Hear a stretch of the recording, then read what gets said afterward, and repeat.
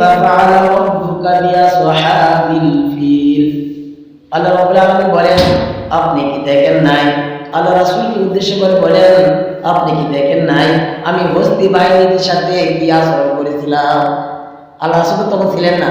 আল্লাহ বলেন, আপনি কি দেখেন নাই? আল্লাহ রাসূল দেখবে কিভাবে? আল্লাহ রাসূলের জন্য আগে যাবেন না। আল্লাহ তাআলা বলতেছেন, আপনি কি দেখেন নাই?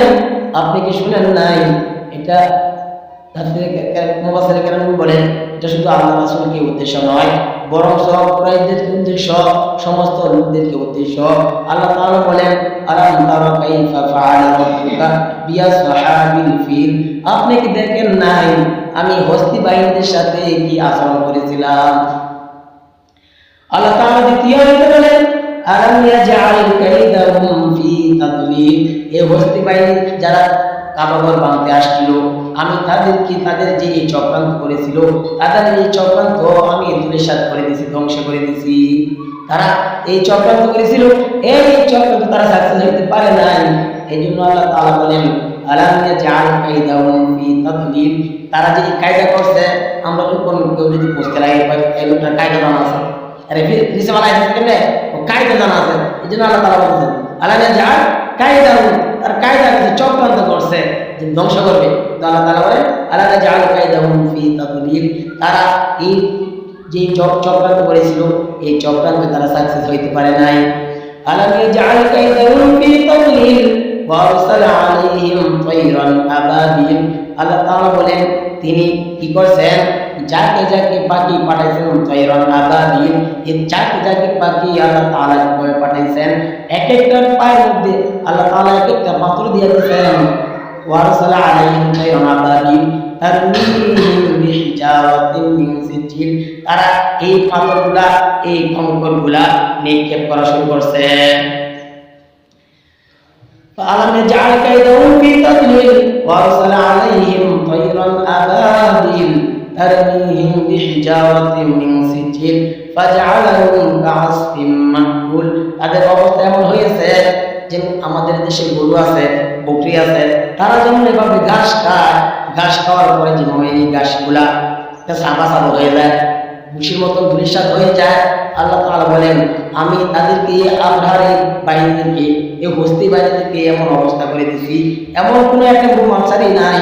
কারণ যারা জালেম তারা যত শক্তিশালী হোক, এই আবরার বাদশা সে শক্তিশালী দেখেছে, হাতি বাহিনী নিয়ে গেছে। আল্লাহ তাআলা এই হাতি বাহিনীর সাথে বড় কোনো অত্যাধুনিক অস্ত্র তৈরি করে নাই। একটা পাখির মাধ্যমে, এই পাখির মাধ্যমে এই পাখির পায়ের মধ্যে কঙ্কর দিয়ে দিচ্ছেন, এই গাভীর পূজা করা শুরু করছে। এই জন্য এই ঘটনা আল্লাহ তাআলা এই সূরার মধ্যে ঘটনা তুলে দিয়েছেন। দুটাই আল্লাহ তাআলা সূরাতুল বাকারা গাভী নামে সূরা আলোচনা করছেন। আর সূরা এটা হাতি সূরা। হাতি সূরা কেন বলা হয়? ইয়ামানের বাদশা, তার নাম ছিল জুনওয়াজ। ইয়ামানের বাদশা যখন জুনওয়াজ, সে ছিল খ্রিস্ট ধর্ম বিশ্বাসী, সে মুসলমানদেরকে অত্যাচার করত। তো এখন যেভাবে আমাদের পৃথিবীর মধ্যে সব দেশকে নিয়ন্ত্রণ করে জাতিসংঘ, কোন দেশে সন্ত্রাস হয়, কোন দেশে গণতন্ত্র আছে, এই জাতিসংঘ থেকে তারা এই সব দেশকে তারা নিয়ন্ত্রণ করে, ফলো করে, তাদের কথা চলতে হয়। কোন দেশে যদি অন্যায়ভাবে জনগণের উপর অত্যাচার করে, তখন এই জাতিসংঘ হস্তক্ষেপ করে। তাদের শক্তি যেহেতু এখন প্রধান শক্তি রাষ্ট্র হিসেবে আমেরিকা, যেহেতু জাতিসংঘ যদিও এখন আসল জাতিসংঘ নাই, কারণ ফিলিস্তিনি মুসলমানদেরকে যখন হত্যা করছে, মারছে, নির্যাতন করছে, ইরাকের মুসলমানদের, আফগানিস্তানের মুসলমানদের যখন মারছে, তখন জাতিসংঘ চুপ ছিল, কিছু বলে না। তাহলে জাতিসংঘ কিন্তু বানানো হয়েছে, কিন্তু তারা বল প্রয়োগ করে না, কিন্তু মুসলমানদের বিরুদ্ধে হলে তারা অ্যাকশন নিতে পারে। তো জুনওয়াজ বাদশা ছিল খ্রিস্ট ধর্ম বিষয়ে, তারা মুসলমানদেরকে অত্যাচার করত। তো তারা কি করলো? বিচার দিল। তখন শক্তিশালী রাষ্ট্র ছিল ফ্রান্স, পারস্য। এই পারস্যের বাদশা তখন নার চাষিকে বললো, আব্রাহামকে বললো, বাদশাহ আব্রাহামকে বললো তুমি ফিলিস্তিনে যাও, ইয়ামেনে যাও, এই বাদশাহ জুনোয়ার সে অত্যাচার করতেছে, তাকে তুমি হটাও, তাকে হটাইয়া তুমি এখানে গভর্নর হও, তুমি দেশের রাজা হও। তখন এই বাদশাহ আব্রাহা কি করলো, এই ইয়ামেনের যে বাদশাহ ছিল জুনোয়াজকে সে ক্ষমতাচ্যুত করলো, যুদ্ধ করলো, তার বিরুদ্ধে যুদ্ধ করে তাকে পতন ঘটাইল। তখন এই ক্ষমতার মসনদে বসলো বাদশাহ আব্রাহা।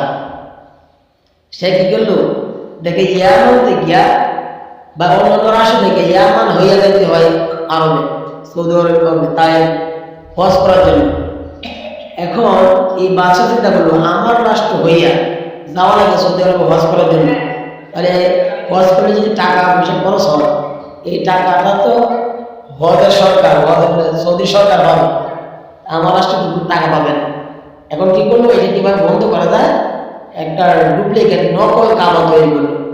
এই বাদশাহটা সে একটা কাবার মতো হবু, সে নকল একটা কাবা ইয়ামানে তৈরি করলো এবং সে ঘোষণা করলো সৌদি আরবে তাইফে মক্কায় গিয়ে কেউ হজ করার দরকার নেই, এখানে হজ করবা, এখানে সবাই হজ করবা। সে যেহেতু এসেও জানেন সে অত্যাচার, কারণ জানেন যারা হয় শক্তিশালী তো প্রশাসন দিয়ে হয়, তখন কিন্তু মানুষের একটা অন্যায় রায় দিলেও মানুষের মানতে হয়, কারণ তার ক্ষমতা সব প্রশাসনের লোক, সাংবাদিক বলে সব তার। এখন আপনার অন্যায় হলেও যেন আপনার মানতে হয়। তো সে বলছে মক্কা গিয়ে কেউ হজ করতে পারবে না, মক্কা গিয়ে কেউ হজ করতে পারবে না, এখানে একটা কাবা বানানো হয়েছে, এখানে হজ করবা, তাহলে টাকাটা আমাদের দেশে থাকবে। সৌদি আরবে হজ করা এটা তো আল্লাহ রাসূলের আল্লাহর বিধান, যেন 5টা ফরজের মধ্যে একটা স্তম্ভের মধ্যে একটা হজ, কালিমা নামাজ, রোজা, হজ এবং যাকাত। হজ আল্লাহ তাআলার বিধান। হজ করা এটা যদি কোনো রাষ্ট্রের নায়কে বলে অন্য দেশে যাইতে হবে না, এখানে হজ করলে হজ সব পাইবা, এটা কি মানে নেওয়া যাবে? মানা যাবে না। তো আপনার যখন বললো ওইখানে যাইতে পারবা না, এখানে হজ করবা, কিন্তু মানুষের বাদশার নির্দেশ কেউ মানে না। এখন দেখা যায় তাদের মধ্যে দলীয় কিছু দুষ্কৃতিকারী রাতের অন্ধকারে এই কাবাঘরের ভিতরে ময়লা বা তারা বাথরুম হিসাবে ব্যবহার করছে, কাবার ভিতরে তাদের নকল কাবার ভিতরে তারা বাথরুম করছে, নোংরা করছে মসজিদ, তাদের কাবা বানানো কাবা। এখন আধার কানে গেল যদি এই কাবার মধ্যে তো নোংরা করা হয়েছে, এটা কি করা, সে রাগান্বিত হয়েছে, আমি যেটা বানাইছি এটা নোংরা করছে, এখন আসল কাবা ভেঙে গেলে তাহলে তো এটা মাথায় যাইতো না, এটা দায়িত্ব আসতে হবে। এখন কি করবে, সে এই যে বুঝতে পারিনি হাতি। এখন যেহেতু আমাদের দেশের মধ্যে প্রাইভেট কার চলা হয়, উন্নত প্রযুক্তি গাড়ি ব্যবহার করে, দামি দামি গাড়ি ব্যবহার করে, আগে তো এরকম ছিল না, ঘোড়ায় চলতো, হাত উঠে চলতো, হাঁটতে চলতো। তো তারা যে আমাদের দেশে যে কোনো দোকানপাট বিল্ডিং যদি রাস্তার মধ্যে পড়ে, তখন এই গাড়িগুলোকে কি বলে, বাংলাদেশের যে গাড়িতে বেকু নাকি বলে না, বেকু।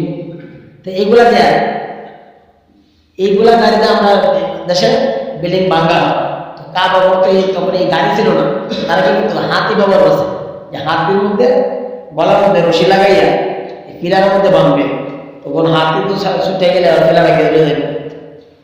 হাতির মধ্যে যে প্রধান একটা হাতি ছিল, হাতিদের রাজা, তার নাম ছিল মাহমুদ।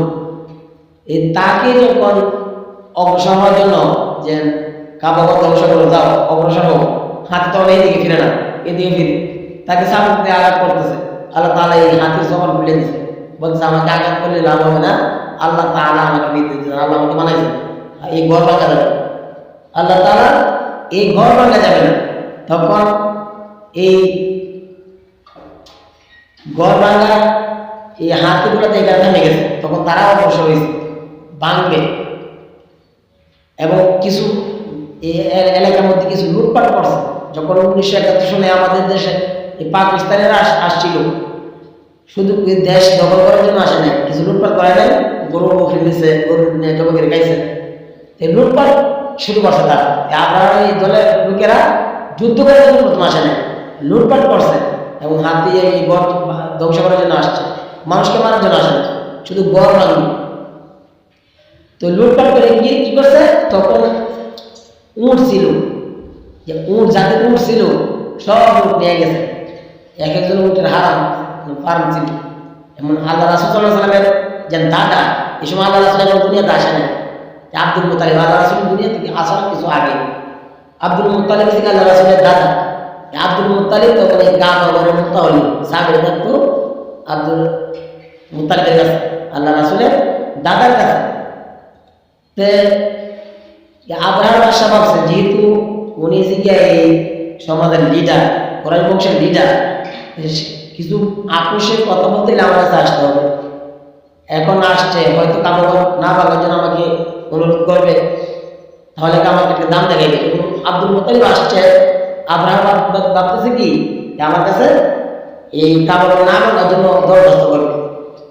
সে বলতে কাবাঘরের জন্য আসে নাই, সন্ধি করার জন্য আসলে না, কি জন্য আসতো তাহলে আমার 200 উট এবং আমার বুথে আরো অনেক উট আপনারা লুটন করছেন, লুটপাট করছেন, এইগুলা ফেরত দেন। এই আপনার বাসা বলতে কত বড় বোকা দেখছি, কত বোকা দেখি নাই, আল্লাহর ঘর ভাঙতে গেছি, এটার জন্য তোমার কোনো ভূক্ষেপ নাই, তোমার আছে তোমার নিজের নাই যে উট ফেরত দেওয়ার জন্য। আব্দুল মুত্তালিব কি জবাব দিলেন? আব্দুল মুত্তালিব বলতেছেন যে উটের মালিক হলাম আমি, এর জন্য আমি ফেরত চাইতেছি, আর ঘরের মালিক আল্লাহ, আল্লাহ আল্লাহ করেন। এই জন্য এই সূরা নাযিল করা হয়েছে। আল্লাহ তাআলা এই সূরার মধ্যে আল্লাহ তাআলা বলেছেন আলাম তারা কাইফা ফাআলা রাব্বুকা বিআসহাবিল ফিল। আল্লাহ রাব্বুল আলামিন বলেন আপনি কি দেখেন নাই, আল্লাহ রাসূলকে উদ্দেশ্য করে বলেন আপনি কি দেখেন নাই আমি হস্তি বাহিনীর সাথে কি আচরণ করেছিলাম। আল্লাহ রাসূল তখন ছিলেন না, আল্লাহ বলেন আপনি কি দেখেন নাই, আল্লাহ রাসূল দেখে কি হবে, আল্লাহ রাসূলের জন্য আগে যাবেন না। আল্লাহ তাআলা বলতেছেন আপনি কি দেখেন নাই, আপনি কি শুনেন নাই। এটা মুফাসসির কেরাম বলেন এটা শুধু আল্লাহ রাসূলকে উদ্দেশ্য নয়, বরং সব কুরাইশদেরকে উদ্দেশ্য, সমস্ত লোকদেরকে উদ্দেশ্য। আল্লাহ তাআলা বলেন আলাম তারা কাইফা ফাআলা রাব্বুকা বিআসহাবিল ফিল। আপনি কি দেখেন নাই আমি হস্তি বাহিনীদের সাথে কি আচরণ করেছিলাম। আল্লাহ তাআলা দ্বিতীয় আয়াতে বলেন আলাম ইয়াজআল কাইদাহুম ফি তাদলিল। এই হস্তি বাহিনী যারা কাবাঘর ভাঙতে আসছিল, আমি তাদেরকে তাদের যে চক্রান্ত করেছিল, তাদের এই চক্রান্ত আমি ধূলিসাৎ করে দিয়েছি, ধ্বংস করে দিয়েছি। তারা এই চক্রান্ত করেছিল, এই চক্রান্ত তারা সাকসেস হতে পারে নাই। এই জন্য আল্লাহ তাআলা বলেন আলাম ইয়াজআল কাইদাহুম ফি তাদলিল। তারা যে কায়দা করছে, আমরা কোন কেউ যদি বুঝতে লাগে এই লোকটার কায়দা জানা আছে, আরে নিচে বলা আছে কেমনে ও কায়দা জানা আছে। এই জন্য আল্লাহ তাআলা বলছেন আলাম ইয়াজআল কাইদাহুম, তার কায়দা কিছু চক্রান্ত করছে যে ধ্বংস করবে। আল্লাহ তাআলা বলেন আলাম ইয়াজআল কাইদাহুম ফি তাদলিল। তারা এই যে চক্রান্ত করেছিল, এই চক্রান্তে তারা সাকসেস হইতে পারে নাই। আলাম ইয়াজআল কাইদাহুম ফি তাদলিল ওয়া আরসালা আলাইহিম তায়রান আবাবিল। আল্লাহ তাআলা বলেন তিনি কি করছেন, যাকে যাকে পাখি পাঠাইছেন, তায়রান আবাবিল, এই যাকে যাকে পাখি আল্লাহ তাআলা পাঠাইছেন, এক একটার পায়ের মধ্যে আল্লাহ তাআলা এক একটা পাত্র দিয়ে দিয়েছেন। ওয়া আরসালা আলাইহিম তায়রান আবাবিল তারমিহিম বিহিজারাতিন মিন সিজিল। তারা এই পাথরগুলা, এই কঙ্করগুলা নিক্ষেপ করা শুরু করছে। فألم يجعل كيدهم في تضليل وأرسل عليهم طيرا أبابيل ترميهم بحجارة من سجيل فجعلهم كعصف مأكول। তাদের অবস্থা এমন হয়েছে যে আমাদের দেশে গরু আছে, বকরি আছে, তারা যেমন এভাবে ঘাস খায়, ঘাস খাওয়ার পরে যেমন এই ঘাসগুলা সাবা সাবা হয়ে যায়, ভুসির মতো ধূলিসাৎ হয়ে যায়। আল্লাহ তাআলা বলেন আমি তাদেরকে আবরার বাহিনীদেরকে, এই হস্তি বাহিনীদেরকে এমন অবস্থা করে দিছি, এমন কোনো একটা মুমাসারি নাই। কারণ যারা জালেম তারা যত শক্তিশালী হোক, এই আবরার বাদশা সে শক্তিশালী দেখাইছে, হাতি বাহিনী নিয়ে গেছে। আল্লাহ তাআলা এই হাতি বাহিনীর সাথে বড় কোনো অস্ত্র তৈরি করে নাই। একটা পাখির মাধ্যমে, এই পাখির মাধ্যমে, এই পাখির পায়ের মধ্যে কঙ্কর দিয়ে দিচ্ছেন। এই পাটি ফোড়া পাথর, ছোট ছোট পাথর, মুফাসসির কেরাম বলে কেমন পাথর, এটা মসুর ডালের মতো অথবা সোলা বোটের মতো এরকম ছোট পাথর। এবং মুফাসসির কেরাম আরো বলেন এক একটা পাথরের মধ্যে খোদাই করে এক একটা কাফেরের নাম লেখা ছিল। যে কাফেরটা যে উটের মধ্যে যে হাতির পায়ে মাংস বসছে তার উপরে পাথরটা লিখতে হয়েছে, জায়গাতে ধূলিসাৎ হয়ে গেছে। তাহলে আল্লাহ তাআলা ধ্বংস করার জন্য যারা জানেন বড় কোনো অস্ত্র ব্যবহার করা লাগে না। যেমনি ভাবে যখন নমরুদকে আল্লাহ তাআলা ধ্বংস করছেন, নমরুদকে ধ্বংস করার জন্য বড় কোনো অস্ত্র দরকার হয় নাই, লেগরা মশা দ্বারা আল্লাহ তাআলা দুনিয়া থেকে হারাক করছেন। এই জন্য আব্রাহাম বাদশাহ সে অগ্রসরের হাতে নিয়ে আল্লাহ তাআলা পাখির মাধ্যমে এই কঙ্কর নিক্ষেপ করছে, জাগাত শেষ হয়ে গেছে। আল্লাহ তাআলা জাগাত শেষ করছে, কোনো আধুনিক অস্ত্রের প্রয়োজন হয় নাই। এই জন্য আল্লাহ তাআলা বলেন শুধু এই বাহিনী নয়, আর এখন কি বাহিনী এত শক্তিশালী ছিল। আলাম তারা কাইফা ফাআলা রাব্বুকা বিআদ, জাহাজ ছিল আলাম তারা কাইফা ফাআলা রাব্বুকা বিআদ, এরকম যারা ইমারত তৈরি করতো এরকম শক্তিশালী। একটা জাতি ছিল সামুদ জাতি, ওয়াসামুদাল্লাযিনা জাবু সাখরা বিল ওয়াদ, এই আজ জাতিদের এত লম্বা ছিল, অনেক বড় ছিল। এই তারা কি করলো, তাদেরকে আল্লাহ তাআলা ধ্বংস করছে কিভাবে? বাতাসের মাধ্যমে, তুফান দিয়ে ধ্বংস করছে। ওয়াসামুদাল্লাযিনা জাবু সাখরা বিল ওয়াদ। তো এরপরে সামুদ জাতি আসছে, তারাও জানেন, তারা চিন্তা করলো আল্লাহ তাআলা যে গজব আগে বাতাসের মাধ্যমে তুফানের মাধ্যমে মানুষকে ধ্বংস করছে, এখন আমাদের যেন তুফানে না ধরে এরকম ভাবে আমরা তৈরি করি। তারা কি করলো, পাহাড় কাটিয়া গেলে গুহা করলো, এখানে থাকবো। কারণ পাহাড়ে কাটিয়ে গুহা করে কিন্তু তা তুফান করতো না, বাতাস তো ফির গুহা ছিল আমাদের। তারা এইভাবে পাহাড় কাটতো, এত বড় বড় মানুষ ছিল, পাহাড় দিয়ে পাহাড় কাটতে লাগতো। আমরা যদি মাটি কাটি, ওরা পাহাড় কাটতো না ধরে। আল্লাহ তাআলা যত শক্তিশালী হোক আল্লাহ তাআলা ধ্বংস করছেন। আব্রাহাম বাহিনীকে ধ্বংস করছেন। ফেরাউন সেও শক্তিশালী ছিল, ফেরাউন এমন শক্তিশালী ছিল, তখন কি করল, তার মুসা আলাইহিস সালাম এবং ফেরাউন স্বপ্ন দেখল তার বাইরে, তার কমের মধ্যে, তার এই দেশের মধ্যে এরকম একটা সন্তান আসতেছে। এই সন্তান তার এই ক্ষমতা ধ্বংস করে দিবে। তখন কি করলো, যার যত নবজাত বাচ্চা আসে ছেলে সন্তান না থাকে ওদেরকে হত্যা করো, এরকম ভাবে আইন করে দিচ্ছে, তাদেরকে হত্যা করা হোক, এইভাবে হত্যা করছে। কিন্তু আল্লাহ তাআলা যদি কাউকে দুনিয়াতে বাঁচাইতে চান, কোনো মানুষ তাকে ধ্বংস করতে পারবে না। আল্লাহ তাআলা তার বলে লালন পালন করার ব্যবস্থা করছে, ফেরাউনের বলে লালন পালনের ব্যবস্থা করছে। ফেরাউনের বলে লালিত পালিত হইয়াও যখন মুসা নবী ফেরাউনের বিরুদ্ধে গেছে, তখন এই মুসা নবীকে তারা ধাওয়া করছে। মুসা আলাইহিস সালাম সামনে গিয়ে দেখে নদী, তার বাহিনী কিনে দেখে নদী। এখন নদী অগ্রসর কিভাবে? আল্লাহ তাআলা হুকুম দিলেন, ও ফেরাউন, তুমি তোমার হাতের লাঠি দিয়ে আঘাত করো, পানির মধ্যে আঘাত করছে, বড় রাস্তা হয়ে গেছে। নদী বলতে রাস্তা হয়ে গেছে। এখন রাস্তা দিয়ে বড় রাস্তা দিয়ে মুসা আলাইহিস সালাম কওমকে নিয়ে উনি পার হয়ে যাবেন, ফেরাউন পিছনে দাঁড়া করছে।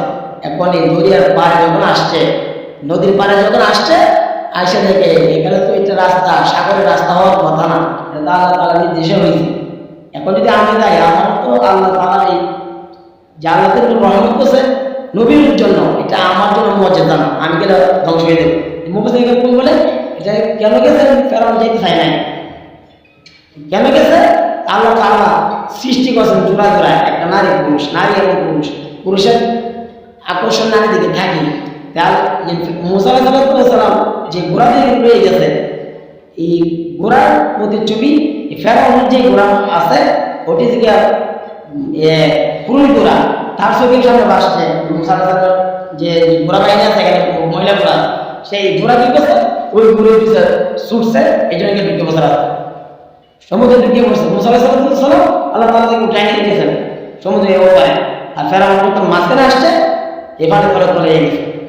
সবার পতন একভাবে আসে না, শুধু ফানি তুলে যে পতন আসে এরকম না, অনেক সময় দেখা যায় এরকম পতন আসে, হেলিকপ্টারতে উপরে উপরে নিয়ে যেতে পারে, শুধু পানি করে ডুবে পতন হয় না, হেলিকপ্টারতে উপরে নিয়েও পতন হয়। এক একজনের পতন এক একভাবে হয়। যতই যে যত জুলুম করে পতন আসবেই, পতন আসবেই। এই জন্য যারা জুলুম করে, জুলুমের যারা জালিম জুলুম করে, এটা চিন্তা করা দরকার যে ক্ষমতার মধ্যে বসে থেকে আল্লাহ, এই ক্ষমতা যদি অপব্যবহার করা হয়, এই ক্ষমতা যদি অপব্যবহার করা হয়, এটার জন্য এই দুনিয়াতে শাস্তি আসবে, দুনিয়াতে শাস্তি আসবে, পতন আসবে। এই জন্য ক্ষমতার বাহাদুরি করা যাবে না। ক্ষমতা মসনদে বসিয়া মানুষের উপরে, জনগণের উপরে অন্যায় আচরণ করা যাবে না। যে দলের ক্ষমতায় না, দেশের উপরে, জনগণের উপরে, ইসলামের উপরে আঘাত করা যাবে না। এই জন্য এরা ধ্বংস হয়েছে, যুগে যুগে যত জালিম সবাই ধ্বংস হয়েছে। এবং জালিমদের পাড়ায় থাকছে হকানি যারা আলেম, নবীরাও জেল কাটছে, নবীরা জেল কাটছে, ইউসুফ আলাইহিস সালাম জেল কাটছে, তো নবীরাও জেল কাটছে। জেল কাটায় শুধু অপরাধ নাই, অপরাধীরা শুধু কাটে না, জেল কাটা অনেক সময় দেখা যায় নবীদের সুন্নত, ইসলামের জন্য জেল কাটা নবীদের সুন্নত, নবীরাও জেল কাটছে, সাহাবায়ে জেল কাটছে। এবং তাবিঈন তাবে তাবিঈন, যা আমরা যারা মাযহাব অনুসরণ করি, ইমাম আবু হানিফা, আবু হানিফা উনি জেলখানায় মৃত্যুবরণ করছেন, জেলের মধ্যে থেকে মৃত্যুবরণ করছেন। হুসাইন আল মাদানী উনিও জেল কাটছেন। যত এই চারজন যে ইমাম, বড় ইমাম, ইমাম মালিক, ইমাম হাম্বল, তারা কি করছেন? জেল কাটছেন। ইমাম যে বুখারী শরীফে লেখক ইমাম বুখারী, ইসমাইল বুখারী, উনিও জেল কাটছেন। জেলের মধ্যে তাদের মৃত্যু হয়েছে। ইসলামের জন্য নড়লে, ইসলামের জন্য কথা বললে হামলা মামলা আসে, কখন আসে? যদি এই রাষ্ট্রের প্রধান যদি জালেম থাকে তখন আসে। এই জন্য আল্লাহ তাআলা আমাদেরকে যার যে ক্ষমতা দিয়েছেন, আমি ইমাম আছি, যে ইমাম হিসেবে যে আমি ক্ষমতার অপব্যবহার করি, আল্লাহ তাআলা আমাকে এখানে বসাইছেন। আপনি মসজিদে একটা দায়িত্বে আছেন, আপনি আল্লাহ তাআলা এরকম করে বসাইছেন। আপনি পরিবারের একজন প্রধান আছেন, আপনাকে পরিবারের প্রধান আল্লাহ বানাইছেন, বেঞ্চ আপনি করা যাবে। এই জন্য সকলের জন্য ইনসাফ কায়েম করতে হবে। আল্লাহ তাআলা ক্ষমতা দেন, আবার ক্ষমতা ছিনিয়ে নিতে বেশিক্ষণ লাগে না। এই জন্য এই ক্ষমতা পাইয়া তারা জনগণের উপরে জুলুম করে, তাদের ক্ষমতা প্রয়োগ করতে চায় অন্যায়ভাবে, তাদের জন্য ধ্বংস অনিবার্য। আল্লাহ তাআলা ফেরাউনকে ধ্বংস করছেন, আব্রাহাম বাদশাহ তাকেও ধ্বংস করছেন, নমরুদকেও ধ্বংস করছেন। আর তারা তাদের নাম এখন কেউ রাখেও না। নমরুদ, ফেরাউন, হামান, এরকম নাম কেউ রাখেও না, ঘৃণিত হয়ে গেছে। আর যারা হক্কানি, যারা আলেম, হক্কানি যারা জেলখানা দেয়, তাদের সম্মান কমে না, সম্মান বেড়ে। যারা হক্কানি আলেম নামে যারা জেল কাটছেন, যারা জেল থেকে বেড়ে হয়েছেন, তাদের সম্মান আগে থেকে বেড়ে গেছে। তাদের ওয়াজ মাহফিল দাওয়াত এখন বেড়ে গেছে, 4-5টা করে দাওয়াত, ওয়াজ মানে তারিখে বলে দিতে পারতেছে না, সম্মান বেড়ে গেছে।